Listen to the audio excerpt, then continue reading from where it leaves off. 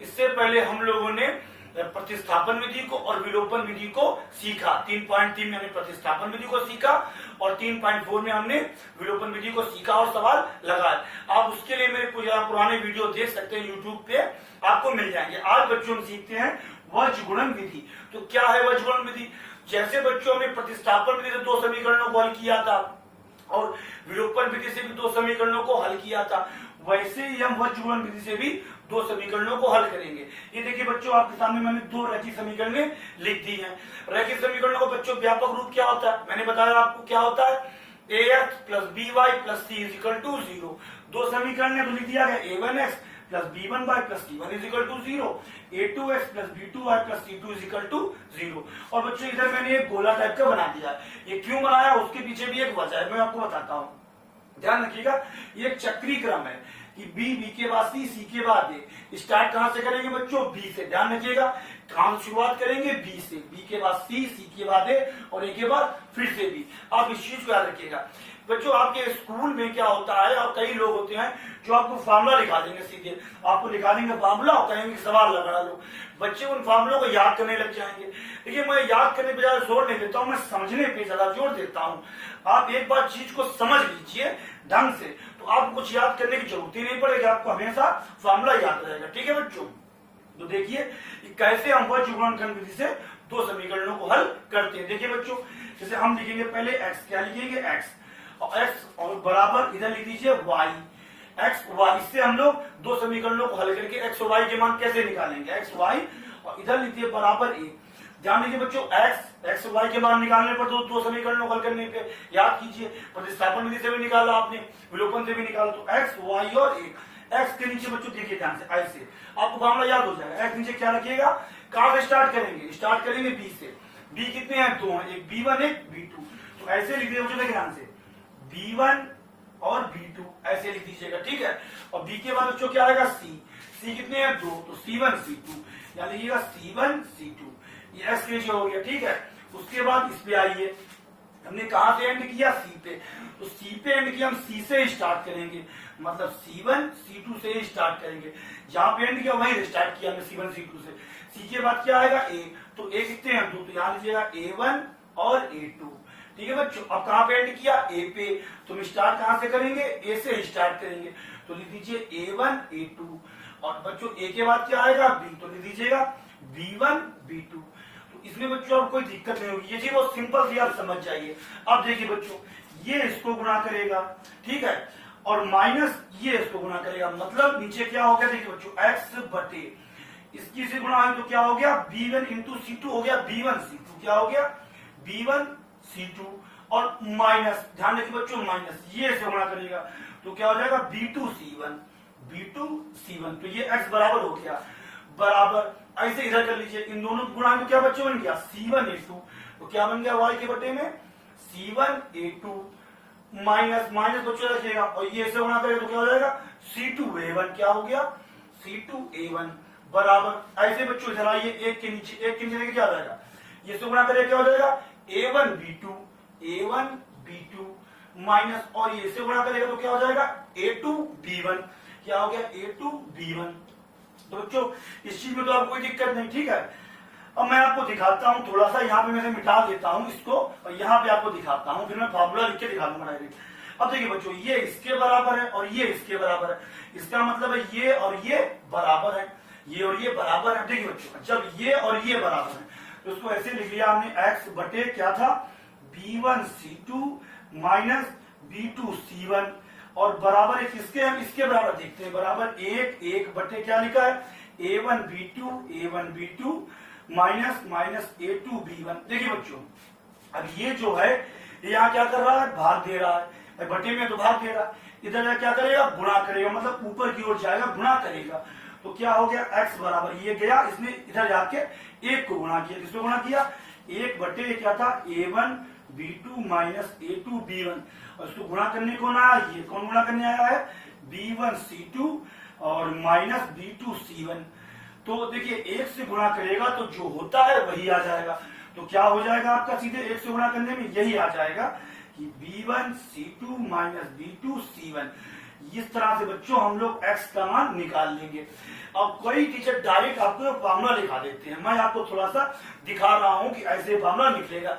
मैं सवालों में भी आपको करके दिखाऊंगा तो आप कभी भूलेंगे नहीं। x बराबर क्या होगा बच्चों, ध्यान रखिए, बोलिए मेरे साथ, b1c2 माइनस b2c1 बटे a1 b2 minus a2 b1। ठीक है, अब देखिए बच्चों इस तरफ आइए, मैं इसको रद्द कर देता हूं। ऐसे ही जब ये इसके बराबर है, पहले हमने इन दोनों बराबर किया, अब जब ये इसके बराबर है मतलब y बटे क्या लिखा है, c1a2 माइनस c2a1 बराबर 1 बटे क्या लिखा बच्चों, a1b2 माइनस a2b1। तो ऐसे ये जाएगा गुणा करेगा, जैसे यहाँ किया था, तो ये जाके एक गुणा करेगा तो क्या हो जाएगा, y बराबर हो जाएगा c1a2 माइनस c2a1 बटे a1b2 माइनस a2b1। ये y का मान बच्चों हमारा निकल आया। ठीक है, इस प्रकार से तो x बराबर ये, y बराबर ये। अब आप चाहें तो डायरेक्ट फार्मूला भी याद कर ले, मैं जब आपको जो सवाल लगवाऊंगा तो थोड़ा सा आपको और ज्यादा क्लियर होगा। तो इस प्रकार से हम निकाल लेंगे, मतलब कहने का कि हम बच्चों दो समीकरण या तो हमें दी होंगी या हम वो समीकरण बनाएंगे, जिसे हम पहले बनाते थे, बनाएंगे, फिर हम तुलना कराएंगे, तुलना करा के हम a1 b1 c1 निकाल लेंगे, a2 b2 c2 निकाल लेंगे, फिर रख देंगे। चाहे तो आप डायरेक्ट रख दीजिएगा फॉर्मूले में, और चाहे तो आप ऐसे करके रखिएगा जो आपको सही लगे, और आप आंसर को निकाल लेंगे। तो ये है बच्चों आपकी वजीकरण विधि। अब हम सीधे एक्सरसाइज 3.1 के पहले सवाल की तरफ बढ़ेंगे और उनको लगाएंगे। स्टूडेंट्स देखिए, ये आपका एक्सरसाइज 3.1 का पहला क्वेश्चन, मैंने हेडिंग लिखी है प्रश्न की। आपसे पहले क्वेश्चन में वही 4 या 5 पार्ट हैं, और उनको देखते हैं। ठीक है, देखिए बच्चों क्या लिखा है, निम्न रैखिक समीकरणों के युग में, मतलब जो आपको प्रश्न दिए आएंगे, दो ये रैखिक समीकरण दी जाएंगी, दो समीकरण दी गई तो युग्म हो गया। हाँ, क्या करना है युग्म में भाई, कहा है कि इनमें से किसका एक अद्वितीय हल है। कैसा अद्वितीय हल, ध्यान देंगे बच्चों। तो अद्वितीय हल कब आता है यार बच्चों, आप भूल गए थोड़ा, आप चाहे मैं आपको रिमाइंड करा दूंगा। आप चाहे तो मेरे चैनल को सब्सक्राइब करके, मैंने उसमें बाकायदा प्लेलिस्ट में डाल रखा है। 10th की एनसीईआरटी, 10th सीबीएसई बोर्ड की एनसीईआरटी अलग है, 10th यूपी बोर्ड की एनसीईआरटी अलग है, 9th की एनसीईआरटी अलग है हिंदी मीडियम, 9th की सीबीएसई की अलग है, 12th की अलग है। तो बाकायदा आप चाहें तो मेरे चैनल को सब्सक्राइब करके आप मेरी प्लेलिस्ट में देख सकते हैं पुराने चैप्टर्स को। फिर मैं आपको एक बार रिमाइंड करा देता हूं कि देखिए अद्वितीय हल, देखिए क्या होता था जब हम तुलना कराते थे, जब बच्चों a1 upon a2 does not equals to b1 upon b2, a1 upon a2 does not equals to b1 upon b2, तब रेखाएं कैसी होती थी बच्चों, तब रेखाएं ऐसी हमारी प्रतिच्छेदी होती थी, और प्रतिच्छेदी होती है तो किसी ना किसी एक बिंदु पे काटती हैं। जो बिंदु दोनों रेखाओं पे होता है, दोनों में होता है, उसके अलावा ऐसा कोई बिंदु तो है नहीं जो दोनों में हो, तो क्या होता है अद्वितीय हल। ठीक है, अच्छा अब दूसरी क्या है, किसका कोई हल नहीं है। कोई हल बच्चों कब नहीं होता है, जब रेखाएं कैसी होती है, समांतर, एकदम सीधी सीधी, ट्रेन की पटरी की तरह कभी नहीं मिल सकती। ऐसे बिल्कुल ग्राफ कॉपी पे हमने समीकरणों ग्राफ प्लॉट किए तो एक लाइन ये निकली, एक लाइन ये निकली, तो ये बच्चों कैसी रेखाएं, समांतर रेखाएं हैं। समांतर रेखाओं में कभी कोई ऐसा कोई बिंदु नहीं जो दोनों में कॉमन हो। जैसे बच्चों ये बिंदु है, ये इस रेखा पे तो इस पे नहीं है, तो ऐसे केस में क्या होता था अद्वितीय। और कंडीशन क्या होती थी इसमें, तो अद्वितीय नहीं वाली कोई हल नहीं। और ऐसा कब होता था, जब a1 upon a2 is equal to b1 upon b2 does not equals to c1 upon c2, तब याद ऐसी रेखाएं होती थी समांतर और कोई हल नहीं होता था। ये कब होता था बच्चों, जब a1 upon a2 does not equals to b1 upon b2।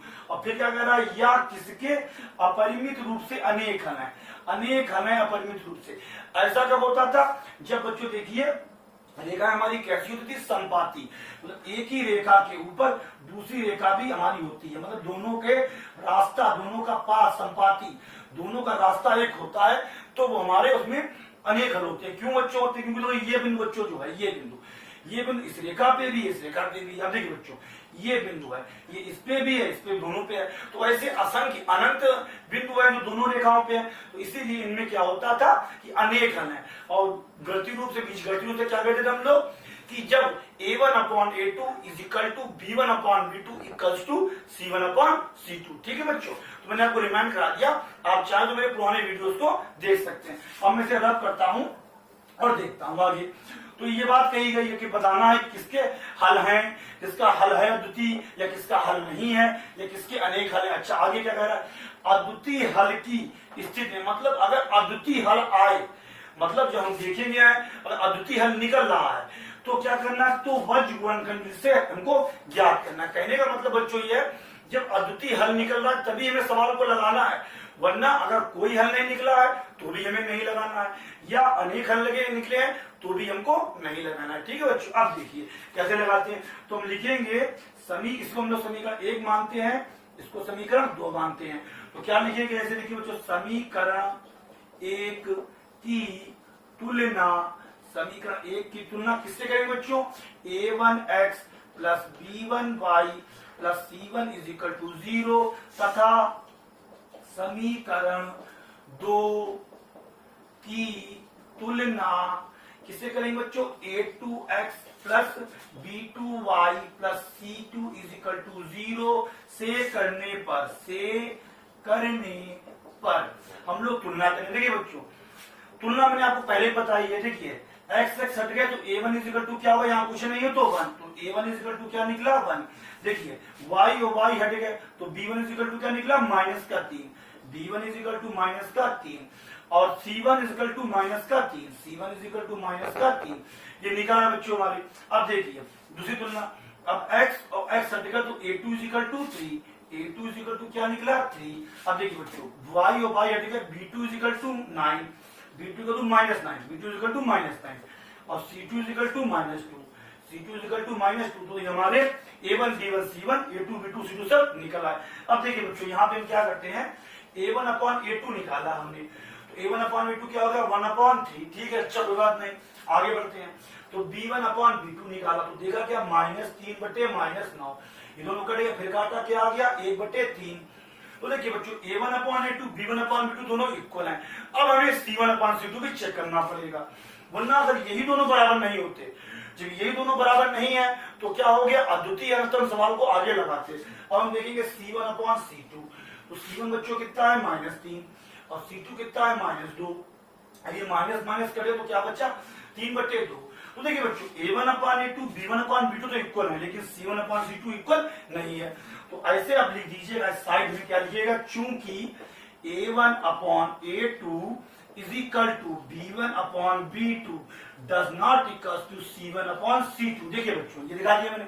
अतः और ऐसे केस में बच्चों क्या होता है, ऐसे केस में समांतर रेखाएं होती हैं। कैसी होती है, समांतर।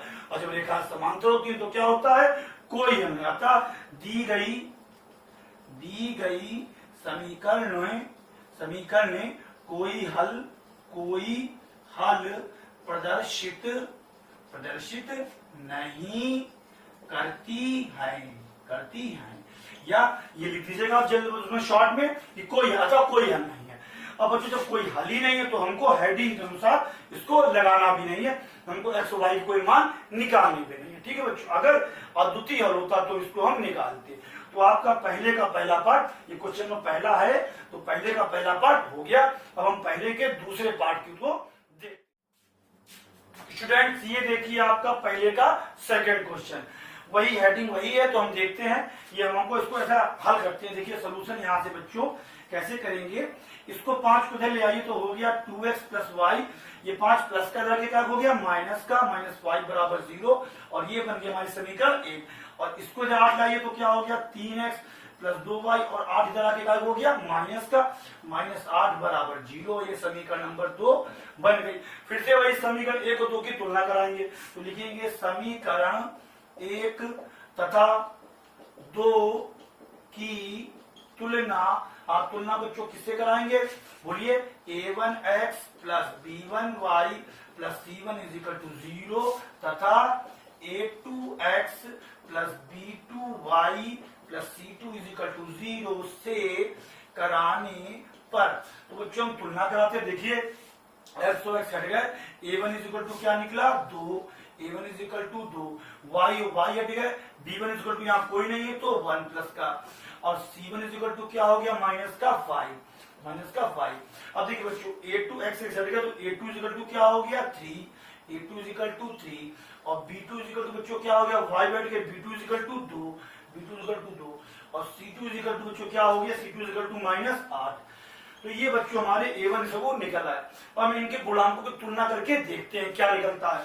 तो पहले हम देखते हैं A1 अपॉन A2 को। तो A1 बच्चों कितना है, 2/3, ठीक है, अच्छी बात। आगे देखते हैं B1 अपॉन B2 को। B1 बच्चों कितना है 1, B2 कितना है 2, 1/2। तो बच्चों यही दोनों बराबर नहीं आए। अगर जब यही दोनों बराबर नहीं आए तो हम C को नहीं देखेंगे। कोई जरूरत नहीं देखने की, आप चाहें तो आगे देख सकते हैं कि C1 अपॉन C2 वैसे जरूरत नहीं है।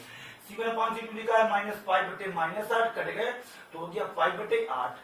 तो रिजल्ट बच्चों ऐसा लिखते हैं, इसका क्या रिजल्ट निकल के आता है, यहां लिखेंगे हम लोग, चूंकि क्या निकला कि A1 upon A2 does not equals to, किसके बराबर नहीं है, B1 अपॉन B2 के, B1 अपॉन B2 के, यही दोनों बराबर नहीं है। तो अतः दी गई समीकरणों का अद्वितीय, मतलब उसके अलावा और कोई दूसरा अद्वितीय नहीं हो सकता। अद्वितीय मतलब उसके समान कोई दूसरा नहीं है। अद्वितीय हल है, अद्वितीय हल है, तो दी गई समीकरणों का अद्वितीय हल है। तो ठीक है, अब इनको बच्चों में सॉल्व करना है। तो इधर जगह कम है, थोड़ा मैं इसको रद्द कर लेता हूं और यहीं पे सॉल्व करता हूं। ठीक है, देखिए बच्चों, अब सॉल्व करने के लिए हम कैसे सॉल्व करेंगे इनको ध्यान से देखिएगा। वही वज्र गुणनखंड जिसे लिखेंगे वज्र गुणनखंड द्वारा, वज्र गुणन विधि से। हाँ, वज्र गुणनखंड विधि से। देखिए बच्चों, बहुत ध्यान समझिए क्या लिखेंगे, मैं आपको समझाया था कि x बटे कहां से स्टार्ट करना है बच्चों, b से। तो यहां लिखिएगा B1 B2, यहां क्या लिखिएगा C1 C2 बराबर y, और C पे खत्म हुआ है तो C से ही स्टार्ट करिएगा। C1 C2 बटे A1 A2। मैं इसको बच्चों इसलिए दिखाता हूं ताकि आपको सूत्र याद करना पड़े। बराबर 1 बटे A पे एंड हुआ, कहां से स्टार्ट होगा, A से ही। तो हो गया A1 A2 बटे B1 B2। अब बच्चों याद करिए कैसे, ये ऐसे गुणा करेगा तो क्या हो गया x बटे इन दोनों की गुणा में तो क्या हो गया B1 C2 और माइनस ये से गुणा करेगा तो हो जाएगा B2 C1। देखिए आपको फॉर्मूला बन गया बच्चों। ये से गुणा करेगा तो क्या हो जाएगा C1 A2 y बटे क्या हो गया C1 A2 माइनस ये से गुणा करेगा क्या हो जाएगा C2 A1 बराबर ये से गुणा करेगा तो क्या हो जाएगा 8 बटे A1 B2 माइनस इसे गुणा करके क्या हो जाएगा A2 B1। तो ये देखिए आपका निकल आया है। अब इस तरह बच्चों हम इसे करते हैं, ऐसे मिटा लेते हैं। अब इसके बाद में हम लोग इसे कैसे करेंगे देखिए, मैं आपको दिखाता हूं। तो अब वही है कि हम चाहें तो बच्चों गुणांकों को अब रख सकते हैं, ठीक है, या आप चाहें तो और थोड़ा सॉल्व कर सकते हैं, या ऐसे लिख लीजिएगा ये इसके बराबर है। देखिए पहले ये अगर इसके बराबर है तो x बराबर क्या हो गया, x बराबर हो गया ये जब इसके बराबर, आप सोच लीजिए बच्चों, समझिए कि ये है ही नहीं, x इसके बराबर है तो ये जाके तो गुणा करेगा तो x बराबर क्या हो गया, ये ऊपर जाएगा, हो गया x बराबर B1 C2 minus B2 C1 बटे क्या लिखा हुआ है A1 B2 minus A2 B1। ठीक है, x बराबर, अब बच्चों ये x y से जो आपने निकाले थे वो पुट कर दीजिए। अब मैंने वैसे तो मिटा दिए, मैं भूल गया हूँ, फिर मैं जल्दी में लिख देता हूँ, मैंने मिटा दिया जल्दबाजी में A1 B1 C1। तो लेकिन हमें अब उनकी जरूरत पड़ेगी तो मैं लिखता हूँ। तो B1 बच्चों हमारा क्या था, B1 हमारा निकल के आया होगा 1, B1 आया होगा 1 गुणे, और C2 बच्चों क्या निकल के आया होगा -8, C2 निकला होगा -8 माइनस, और B2 बच्चों हमारा क्या निकला होगा 2 था, 2 होगा, आप देख लीजिएगा वीडियो में थोड़ा पीछे, B2 हमारा होगा 2, ठीक है। और हमारा बच्चों C1 क्या होगा, C1 हमारा होगा -5, 2 गुणे -5 बटे A1 बच्चों हमारा क्या होगा, उसमें देखिए A1 2 लिखा होगा हमारा, 2 गुणे B2 बच्चों कितना होगा हमारा 2 लिखा होगा, 2 माइनस A2 बच्चों कितना लिखा होगा, A2 3 लिखा होगा वहां पे 3 गुणे, और B1 बच्चों हमारा कितना लिखा होगा वहां पे, B1 1 लिखा होगा। तो ये हमने लगा दिए, ठीक है। x बराबर तो देखो 1 गुणे 8 हो जाएगा -8, यहां गुणा हुई माइनस गुणे माइनस प्लस, 5 दूनी 10 बटे नीचे देखिए 2 दूनी 4 माइनस 3, x बराबर, तो x बराबर देखिए बच्चों -8 प्लस का 10 क्या बचेगा, प्लस का 2 नीचे क्या बचा 1, 2 बटे 1 का मतलब 2, तो x बराबर क्या बच्चों आ गया, x बराबर आ गया 2। ऐसे हमारा x आ गया। अब ऐसे ही बच्चों हम लोग निकाल लेते हैं y को। तो मैं यहाँ पे रब कर देता हूँ, इसे रब कर देता हूँ पूरा, ठीक है, मैं इसको रब कर देता हूँ और हम y को निकालते हैं। वैसे मैंने इसे रब करना नहीं चाहिए था, रब कर दिया क्योंकि अब मेरे पास समीकरण नहीं है जल्दबाजी में। तो y बराबर क्या होता है बच्चों, मतलब y बराबर आप निकाल सकते हैं। जैसे हम लोगों ने x निकाला, ऐसे ही जो y बराबर, देखिए फार्मूला क्या बन जाएगा, ये उधर जाएगा, समझ लीजिए ये बराबर है ही नहीं। तो y बराबर ये तो गुणा करेगा, क्या होता है y बराबर C1A2 माइनस C2A1 बटे A1B2 माइनस A2B1। अब आप कुछ नहीं, वही आपके A1 B1 C1 सब रख दीजिएगा और आंसर को निकाल लीजिएगा। मैंने जल्दबाजी मिटा दिया है तो मुझे याद नहीं है कि क्या था। अब आप लोग इसे निकाल लेंगे। अब हम लोग इसके थर्ड क्वेश्चन की तरफ। स्टूडेंट्स ये देखिए आपका पहले का थर्ड क्वेश्चन। अब मैंने हेडिंग को मिटा दिया। हेडिंग वही है कि अगर अद्वितीय हल निकलता है तो हमें हल करना है, और अगर कोई हल नहीं निकलता, अपरिमित रूप से कोई अनेकों हल निकलते तो भी हमें हल नहीं करना, क्योंकि बोर्ड बच्चों भर जाता था, मुझे मैंने मिटा दिया। देखिए इसको हम यहां से लगाते हैं बच्चों, इस 20 को इधर ले आए तो ये हो गया 3x माइनस 5y, और 20 ये प्लस का था, क्या हो गया माइनस का 20 बराबर 0, और ये हमारी समीकरण 1 बन गई।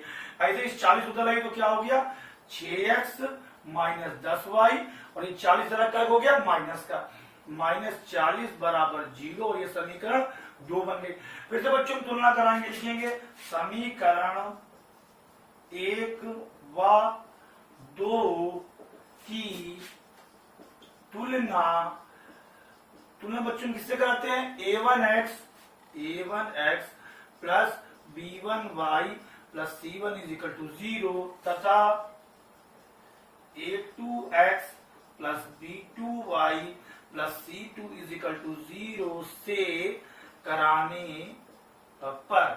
ठीक बच्चों तुलना कराते हैं, तुलना होगी तो a1 हमारा क्या निकलेगा, a1 हमारा निकलेगा 3, a1 is equal to 3, b1 is equal to बच्चों क्या निकलेगा, b1 इज इक्वल टू निकलेगा हमारा -5, और c1 क्या निकलेगा माइनस का 20, ठीक है। और a2 क्या निकलेगा बच्चों हमारा, a2 निकलेगा 6, b2 क्या निकलेगा माइनस का 10, b2 माइनस का 10, और c2 क्या निकलेगा हमारा माइनस का 40।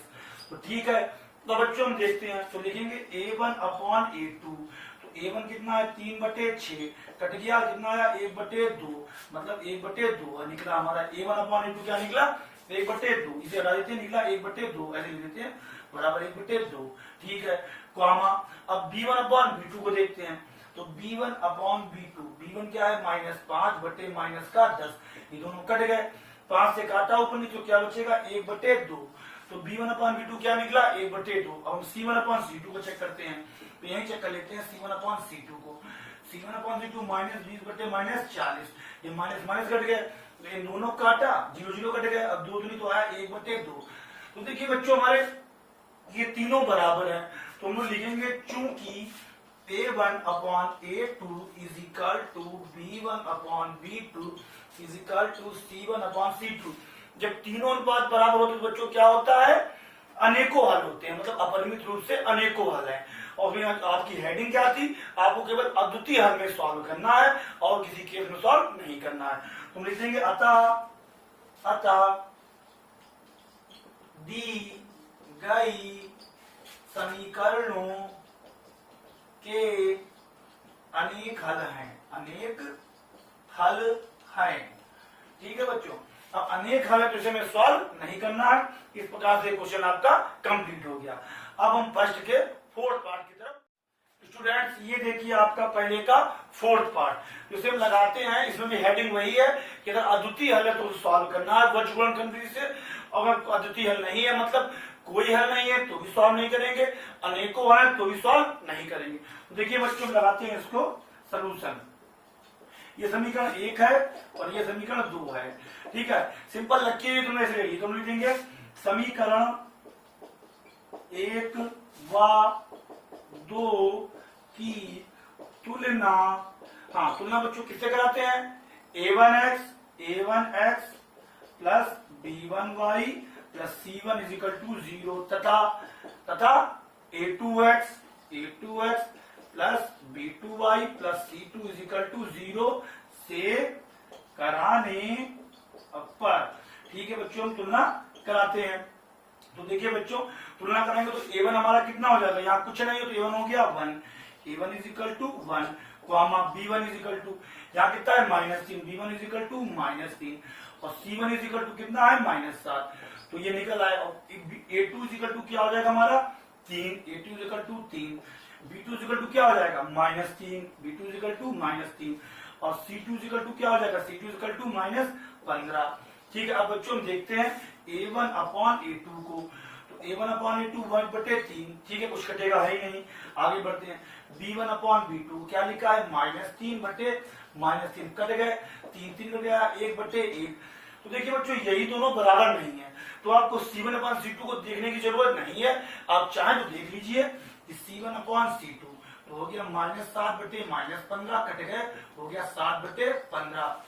तो यहाँ हम लोग क्या लिखेंगे, चूंकि a1 upon a2 does not equals to b1 upon b2, और जब ऐसा केस होता है तो बच्चों क्या होता है, कोई मतलब अद्वितीय हल होता है। तो लिखेंगे अतः दी गई समीकरणों का अद्वितीय मतलब उसके अलावा और कोई आंसर नहीं हो सकता, अद्वितीय हल है। अब बच्चों अद्वितीय हल है तो हेडिंग क्या थी कि हमें सॉल्व करना होगा। तो सॉल्व करने के लिए बच्चों मैं ऐसा करता हूं, इस तरफ थोड़ा सा लिख देता हूं आपको क्योंकि बोर्ड थोड़ा कम हो रहा है। तो कैसे हल करते थे याद करिए, x बटे क्या लिखिए, कहां से शुरुआत करते थे, b से, ऐसे लिख लीजिएगा। आपको सूत्र हमेशा याद रहेगा कि b1 b2 इधर क्या लिखिएगा c1 c2 बराबर y बटे, कहां पे c पे एंड हुआ तो c से ही शुरू करिएगा, c1 c2 और चक्रीय क्रम में c के बाद क्या आता था a, तो a1 अपॉन a2 बराबर 1 बटे, अब एंड कहां पे हुआ, a पे हुआ तो a से स्टार्ट करिएगा कि a1 a2 और a के बाद बच्चों क्या आया था b, याद कीजिए चक्रीय क्रम में शुरुआत में आया था, तो b1 अपॉन b2, ठीक है। तो ये इससे गुणा करेगा तो ये इससे गुणा करेगा तो क्या हो जाएगा, जगह मुझे थोड़ी कम पड़ रही है तो मैं इसे लिखता हूं, क्या हो जाएगा x बटे हो जाता था हमारा b1 c2 minus b2 c1 बराबर, और y बटे बच्चों क्या होता था y बटे ये से गुणा करेगा तो क्या हो जाएगा c1 a2 माइनस, और ये इसे गुणा करेगा क्या हो जाएगा c2a1 बराबर, अब बराबर का जो बच्चों एक आएगा मैं उसे इधर लिख लेता हूं नीचे, ये वो लाइन से तीनों बराबर रहेंगे, याद रखिए नीचे लिखता हूं जगह कम है, 1 बटे इसे गुणा करेगा तो हो जाएगा a1 b2 माइनस, और इसे गुणा करेगा a2 b1, ठीक है बच्चों। अब ऐसा करता हूं, यहाँ पे थोड़ा सा मिटाता हूं, जगह कम पड़ रही है, आपकी मैं a1 b1 c1 नहीं मिटालूंगा पिछली बार तरह, वरना हम भूल जाएंगे कि कैसे क्या करना था, क्योंकि पिछली बार हम लोगों ने a1 b1 c1 मिटा लिए थे। तो देखिए बच्चों इसको मैं ऐसे लिख लेता हूँ, लाइन से इधर लिख लेता हूँ थोड़ा सा, तो आपको याद रहेगा ये है। तो जब देखिए ये जो है इसके बराबर है, क्योंकि ये तीनों बराबर है तो ये दोनों बराबर हो गए, तो ये हो गया x बटे क्या लिखा है b1 c2 minus b2 c1 बराबर 1 बटे क्या लिखा है a1 b2 minus a2 b1, ठीक है। तो यहाँ से रिजल्ट क्या निकला, रिजल्ट हमारा निकल के आ गया कि x बराबर क्या हो गया, ये भाग कर रहा था क्या करेगा, गुणा करेगा, हो गया b1 c2 minus b2 c1 बटे में क्या आ गया a1 b2 minus a2 b1। बच्चों मार्कर हल्का पड़ रहा है, मैं न्यू मार्कर ले लेता हूं ताकि आपको दिखाई पड़े, क्योंकि मार्कर थोड़ा सा हमारा हल्का हो रहा है। तो बराबर, ये देखिए बराबर, अब b1 बच्चों कितना है हमारा -3 गुणा c2 बच्चों कितना है -15 माइनस लगा दिया, b2 बच्चों कितना है, अब बस यही ध्यान दीजिएगा हमको करना भी माइनस है, b2 खुद माइनस है, तो माइनस माइनस टकरा के ये बन जाएगा प्लस। समझ में आया बच्चों कैसे बना, फिर देखिए कि नियम के अनुसार हमें करना क्या है माइनस, ठीक है, और b2 है क्या, वो खुद माइनस का है, हमें करना भी माइनस था वो भी माइनस था, दोनों टकरा के क्या बन गया प्लस, तो ये हो जाएगा प्लस। b2 पे क्या लिखेंगे 3 इंटू, और c1 क्या है बच्चों, c1 हमारा दिया गया -7 बटे, अब बटे में आ जाइए, बटे में लिखा a1 हमारा क्या है 1 गुणे b2 हमारा क्या है -3 और उसके बाद क्या लिखा हुआ है, हमें माइनस करना होता है, माइनस a2 क्या है 3 ऐसे लिख दीजिए, कोई दिक्कत नहीं, गुणे और b1 क्या हमारा -3। तो देखिए बच्चों यहाँ पे हम 3 गुणा करते हैं, इन्हें मिटा देता हूँ यहाँ पर से, अब इसको तो गुणा करके क्या हुआ 15 45 माइनस गुणे माइनस प्लस का 45 हो गया, ठीक है। 3 सत्ते 21 प्लस गुणे माइनस माइनस का 21 हो गया, यहाँ लिख दिया, बटे 3 एकम 3 प्लस गुणे माइनस माइनस का 3, यहाँ 3 दिया 9 माइनस गुणे माइनस प्लस का 9। अब देखिए बच्चों 45 में से 21 गया, कितना बचा 24 प्लस का, यहाँ देखिए माइनस का 3 प्लस का 9 क्या बचा प्लस का 6, काट दिया कितना आया 4, तो मतलब x बराबर क्या निकला 4 निकल आया, x बराबर 4 निकल आया। अब बच्चों मैं ऐसे ही y को निकालता हूँ, y बराबर वो मैंने मिटा दिया है, तो आप लोग याद रखिएगा y बराबर क्या होता है, y बराबर निकलता उसी नियम से। देखिए बच्चों ऐसे लिखा होगा हमने x बटे ये लिखते थे हम लोग b1 b2 c1 c2 बराबर y बटे c1 c2 a1 a2 बराबर 1 बटे a1 a2 और b1 b2, तो ऐसे गुणा की थी हम लोगों ने, क्या हुआ था x बटे क्या निकला था b1 c2 minus b2 c1 बराबर y बटे, ऐसे गुणा की थी c1 a2 minus c2 a1 बराबर 1 बटे, इन दोनों गुणा की थी a1 b2 minus a2 b1, ऐसे निकला था। तो y जब इसके बराबर, मैं यहाँ दिखाता हूँ, y जब इसके बराबर है लिख दीजिएगा y बटे क्या लिखा है c1 a2 minus c2 a1 बराबर किसके 1 बटे a1 b2 minus b2 minus a2 b1 minus a2 b1। तो ये उधर जाएगा गुणा करेगा तो होगा y बराबर c1 a2 minus c2 a1 बटे a1 b2 minus a2 b1। बच्चों ध्यान रखिएगा x में भी वही चीज नीचे आती है, यही चीज a1 b2 a2 b1 और y में भी आती है, ठीक है। अगर आप चाहें तो क्वेश्चन को मैंने थोड़ा लंबा कर दिया छोटा करने के लिए, आप तुलना कराइए a1 b1 c1 निकाल लीजिए, ठीक है, और छोटा करना हो और उतनी आप करवा चौथ ना लिख के आप सीधे लिख दीजिएगा कि x बराबर है फार्मूला। अगर आपको अच्छा लगना हो, आपको उतना लंबा ये करवा चौथ नहीं लिखनी है, मैं इसको इसलिए लिखता हूँ ताकि आपको आप बराबर लिखेंगे, आपको सूत्र याद हो जाएगा, आप कभी भूलेंगे नहीं।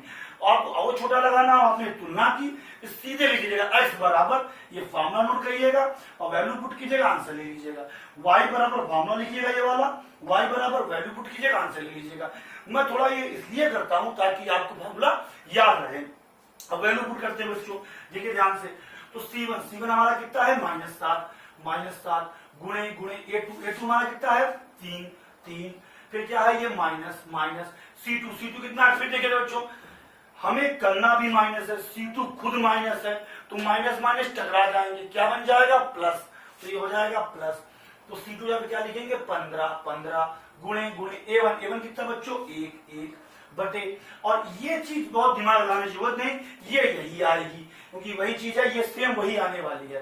तो यही हम देते हैं 1 गुणे -3, कोई ज्यादा दिमाग नहीं लगाना इसमें, -3 गुणे -3, क्योंकि ये चीज देखिए जो इसके नीचे है वही एस के नीचे है, तो ये सेम आएगी। आगे बढ़ते हैं बच्चों, देखिए 7 या 21 माइनस का 21 बटे सॉरी बच्चों, और ये हुआ 15 एकम 15 प्लस का 15, और नीचे क्या बनने वाला है, नीचे हमारा बनने वाला है, हम डायरेक्ट लेते हैं, नीचे हमारा 6 बनने वाला, हमने डायरेक्ट लिख दिया, माइनस का 21 प्लस का 15, क्या बचा बच्चों माइनस का 6 बटे 6 कट गया, आ गया माइनस का 1, तो y बराबर क्या निकला, y बराबर माइनस का 1, ये निकल आया। अब बच्चों अगर आपको आंसर चेक करना हमारा आंसर सही निकला है या गलत निकला है, तो हम इन दोनों समीकरण में रख के देख लेते हैं। तो यहाँ पे रख के देखते हैं हमने सही निकाला आंसर या आंसर गलत निकाला। अब रख के देखते हैं, यहाँ पहली समीकरण में देखिए लिखा था x यहाँ पे लिखा 4 माइनस 3 गुणे y का मान कितना निकाला 1 माइनस 7 बराबर 0। देखते हैं क्या पक्ष बराबर आते हैं, तो 3 एकम 3 माइनस का 3 और 7 माइनस के 7 बराबर 0। y का मान बच्चों माइनस का 1 निकला था, y का मान क्या निकला था -1, तो गलती कर दी, वही मेरे को गलत क्या हो रहा -1, तो ये हो जाएगा प्लस का 3, तो 4 3 लिखते होगा 7 माइनस 7 बराबर 0 बराबर 0, तो समीकरण एक हमारी सेटिस्फाई हो गई, ठीक है। अब 2 में रख के देखते हैं, क्या लिखा हुआ 3x, तो 3 गुणे x का मान कितना निकला 4 -3 गुणे y का मान -1 -15 बराबर 0। देखते हैं बच्चों 4 3 12 और ये दोनों जुड़ गए, माइनस प्लस 3 -15 बराबर 0, 12 3 15 -15 बराबर 0 बराबर 0। तो इस प्रकार से बच्चों हमने जांच भी कर ली कि हमारा सवाल सही है, वैसे आपको जांच नहीं करनी थी, केवल निकालना था। हमने आपको बता देता हूं कैसे निकाला। पहले दो समीकरणें थी, हमने उनकी तुलना की। a1x plus b1y plus c1 is equal to 0, a2x plus b2y plus c2 is equal to 0। हमने a1 b1 c1 a2 b2 c2 निकाला। फिर हमने देखा क्या a1 upon a2 b1 upon b2 a1 upon a2 does not equal to b1 upon b2 है, क्योंकि इसी case में अद्वितीय अवलुप्ता प्रतिच्छेदी रेखाएं होती हैं। जब ये कंडीशन होगी तभी हमने सवाल लगाया हेडिंग के अनुसार। हेडिंग के अनुसार बच्चों तो हमने देखो तो लगाया। उसके बाद में लगाने के लिए आप चाहें तो इस प्रोसेस को पूरा फॉलो करिएगा, और नहीं आपका मन हो आप सीधे लिख दीजिएगा x बराबर ये और y बराबर जो मिटा दिया है ये, और रख के सीधे आंसर निकाल दीजिएगा। तो इस तरह से बच्चों आपका पहले के चारों पार्ट हो गए। अब बच्चों हम क्वेश्चन नंबर 2 की तरफ चलेंगे, लेकिन बच्चों ये वीडियो का साइज थोड़ा बड़ा हो रहा है, तो क्वेश्चन 2 से हम नेक्स्ट पार्ट में लगाएंगे।